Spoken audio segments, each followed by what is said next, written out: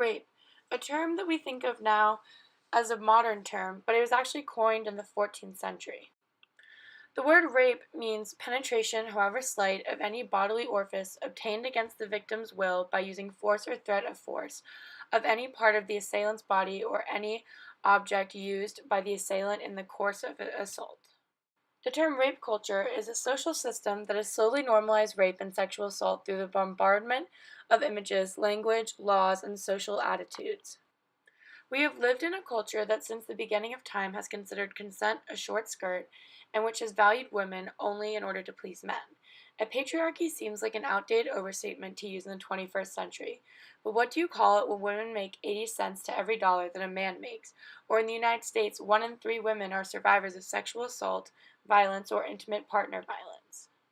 Rather than viewing the culture of rape as a problem to change, people in a rape culture think about the persistence of rape as just the way things are. Rape culture is worn through many different masks and variations. You know, I'm automatically attracted to beautiful. I just start kissing them. It's like a magnet. You just kiss. I don't even wait. And when you're a star, they let you do it. You can do anything. Whatever you want. Grab them by the I can do anything. I'll never blame you even though you let me down. Boys will be boys. They like to play around. Plastic, talking about getting plastic. Blurred lines. I know you want it. I know you want it. It was you. I thought I was being raped.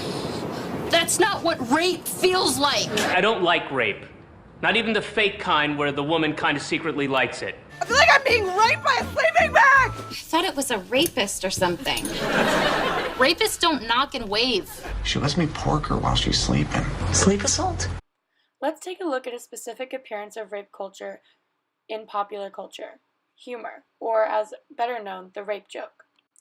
The rape joke is used most commonly in male routines like in the previous clips from Ta Show.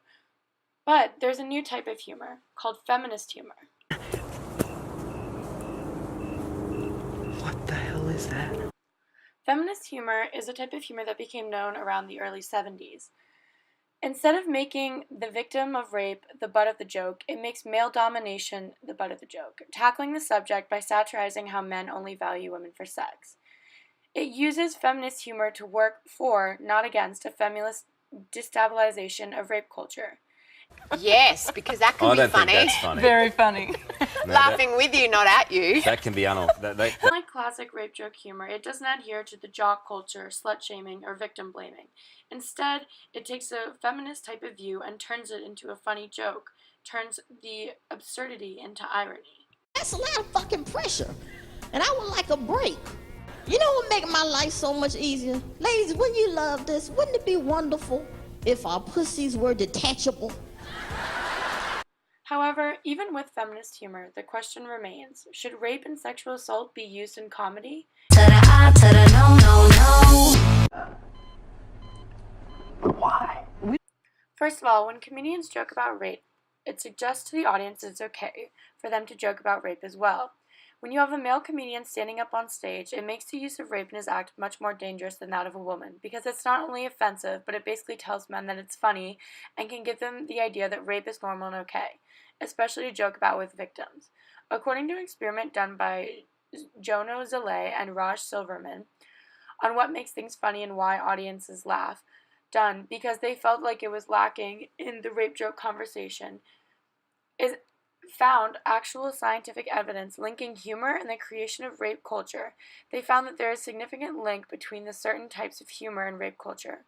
They argue that these rape jokes should not be used because humor can be used in order to covertly deliver messages that can reinforce negative attitudes toward women and enhance negative attitudes towards individuals, which can lead to aggressive behavior.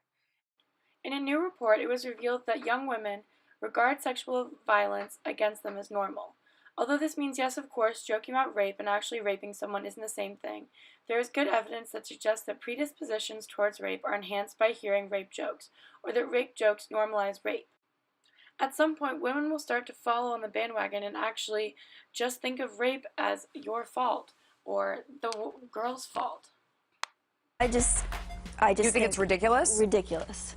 And I think the girls, I think it's a good thing for the good girls to, you know. Women, they're over 18. Women, okay, sorry. Yeah. Women, not, you know, to be told, stay home, be safe.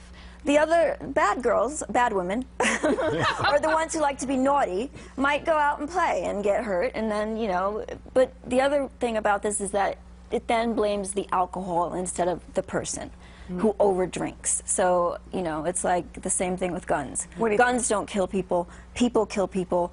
Alcohol doesn't get you drunk, you get yourself drunk. Not only is it dangerous when men use rape jokes in routines because it normalizes rape, but it also specifically targets victims.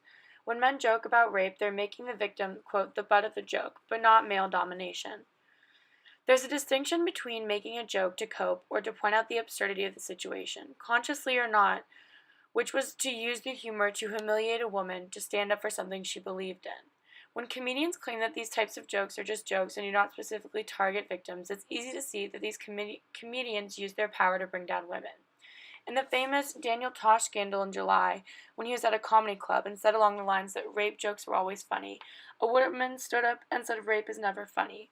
He then targeted her saying, wouldn't it be funny if she got gang raped by like 5 guys right now? It's easy to see that comedians use their power to bring down others and specifically target victims. Comedians say that jokes are supposed to push the lines and be a bit edgy, and that's why people get offended. But as a feminist and Citizen Radio podcast host Jamie Kilstein said, what's so hilarious about comics who make these horrible rape jokes is that they say they're edgy. There's nothing edgy about living in America as a white man and harassing a woman. That's really the least edgy thing they can do. You're not a rebel by going along with that. Not only are these jokes targeting victims, but they're actually harming rape survivors. Young men and women have killed themselves because of the aftermath of sexual abuse and rape. Around 33% of people who have been raped have suicidal thoughts, and about 13% of rape victims will try to commit suicide. Triggers like rape jokes that make rape victims feel ashamed and even worse about their situation are harmful. These are horrific occurrences filled with victim blaming and a community that shuns the victims while loading the rapists as victims. Even with feminist humor in mind, it's hard to guarantee that the joke will be taken in a positive way. When it comes to humor, it's more complicated than people think. Making people laugh involves wit, and wit involves intelligence and being clever. As Scott Weems puts it, there's a science behind what makes a joke funny, and though shock and surprise are important, they aren't everything. There's a certain science to a joke, but that's the problem in its case. The problem here is that the jokes are not supposed to be taken literally. We call this ironic exclusionism. The joke depends on the absurdity of it happening or the wit of the joke. The problem with male stand-up comedy, which uses the rape joke, is that ironic exclusionism carries a heavy price for those not already in the know, especially in contexts we are considering. We cannot guarantee that even with feminist humor, the audience will understand that it is in fact feminist humor. As Rosh Silverman and Joan Ozele point out, it's believed by many psychologists that the human brain operates in 2 forms, serious mode and humor mode. In serious mode, our brain takes incongruous notions and tries to rationalize them critically and logically, trying to find an explanation to strange events, sort of like figuring out a Rubik's Cube or becoming a conspiracy theorist. However, in humor mode, our brain takes the, quote, leap of faith on integrity and basically says, screw it, this is fun. We throw away the Rubik's Cube and go off frolicking in the meadow. It's not that easy, no, not that easy. Not only is there a science for the audience's comedic relief subconsciously, but there is also a science as to who can even be a feminist comedian, or be considered in the feminist humor genre. The feminist comedian must fit 2 molds. The bitch mold, meaning basically she's cold, confident, your average feminist, and the outside world would see her as strong-headed, and even some men might call her a bitch. But she also has to favor the rape joke genre, which is not very common. So, if the rape joke isn't the answer to ending rape culture, then what is? The answer is education. Humor in general as a way to fight against rape and rape culture isn't as straightforward as education about rape and abuse. Sex education is sorely lacking, and more specifically, sex education continues to deal mainly with the sexual anatomy while ignoring behaviors as well as social, political, and other influences. As Joe Biden said, we're trying to change the culture, not the laws. Madeline Wall said, we have to educate both genders so we can hold everyone accountable. Among most experts, we can all agree that education is the best answer to end rape culture and look to the future ahead for progress and change.